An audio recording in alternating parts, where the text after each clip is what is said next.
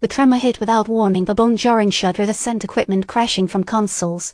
Elias Finch stumbled, his knuckles white as he gripped a nearby support beam. The darkness was deepening, punctuated only by the flickering emergency lights casting elongated, distorted shadows across the laboratory. "Report," Thorne barked, his voice strained, laced with a feverish intensity. Scratches marred his face and arms, souvenirs from the early incident. "Chronarium core readings are spiking, Doctor. Paradox levels exceeding established thresholds." A voice crackled over the comm system. "Omega-7 protocol is attempting to stabilize, but its efficiency is diminishing." "Diminishing?" Thorne repeated, his gaze fixed on the holographic projection dominating the central observation screen. Mars. Or rather, what Mars could become.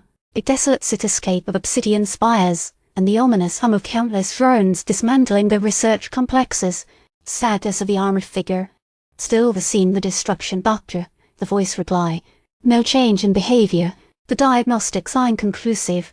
Elias risked a glance at the projection. The armored figure, Thorne's future self, he knew with a sickening certainty, moved with a chilling precision, issuing commands in a language Elias couldn't understand but felt resonating within his bones.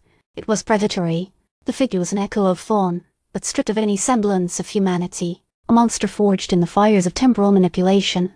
"Show me the memory fragments again," Thorne demanded, his voice raw. He reached for a datapad, his hands trembling despite his efforts to control them. The drone designs. Specifically, the atmospheric stabilizers.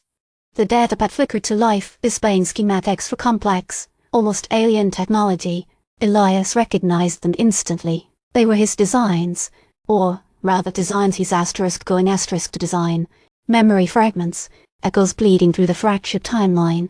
"Doctor," Elias said hesitantly, the armored figure to you. "I checked the biometric signatures. It's an advanced extrapolation based on your own genetic code." Thorne didn't react, his eyes fixated on the schematics. "The loom reweaves," he muttered almost to himself. "It always reweaves." "Doctor, the containment order," Elias started, but Thorne cut him off with a dismissive wave of his hand. "Silence. We're close. I can feel it. Grandfather left us clues. The obsidian key, the Loom of Ages, it's all interconnected." He began to pace, his movements jerky and erratic. "The atmospheric stabilizers, they're the key. They're not just stabilizing the Martian atmosphere, they're stabilizing something else, something far more profound." Suddenly, an energy beam lashed from the Chronarium core, striking Thorne squarely in the chest. He staggered backward, collapsing onto the floor. The holographic projection of Mars flickered violently before abruptly cutting out, plunging the laboratory into near darkness. "Doctor!" Elias cried, rushing to his side. Thorne lay motionless, his breathing shallow and ragged. The memory fragments and the datapad dissolved into a chaotic jumble of symbols. "The order, execute the order," a voice rasped from the comm system. "Contain Thorne.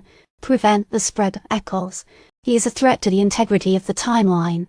Heavy footsteps echoed through the laboratory. Elias scrambled to his feet, desperately scanning the shadows.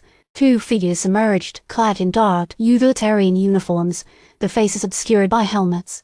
They carried ray guns, their barrels glinting in the emergency light. "Who are you? What's happening?" Elias demanded, his voice trembling. "You are interfering with a critical containment protocol," one of the figures said, his voice distorted by the vocoder. "Step aside." Elias knew arguing was futile.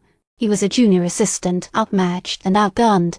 He was caught in something far beyond his comprehension, a swirling vortex of temporal paradoxes and dangerous secrets. As he backed away, a new message flashed across the datapad, overriding all other displays. "The loom reweaves." The figures raised their ray guns. The laboratory door hissed shut, sealing Elias's fate. The humming of the Chronarium core intensified, vibrating through the concrete floor.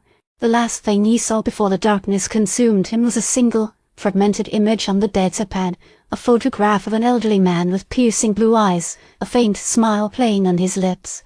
The caption read "Grandfather."